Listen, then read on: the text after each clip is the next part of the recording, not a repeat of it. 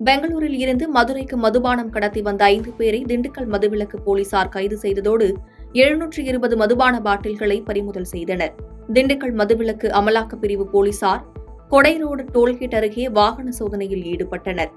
அப்போது அவ்வழியாக வந்த ஆம்னி பேருந்தை சோதனை செய்தபோது சோதனையில் ஆம்னி பேருந்தில் உள்ள பொருட்கள் வைப்பறையில் 720 மது பாட்டில்களை 15 பெட்டிகளில் கடத்தி வந்தது தெரியவந்தது.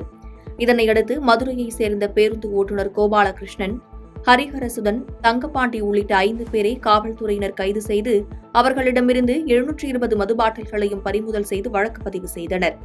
மேலும் மதுபானம் கடத்தி வந்த ஆம்னி பேருந்தையும் பறிமுதல் செய்த போலீசார் இதுகுறித்து விசாரணை மேற்கொண்டு வருகின்றனர்.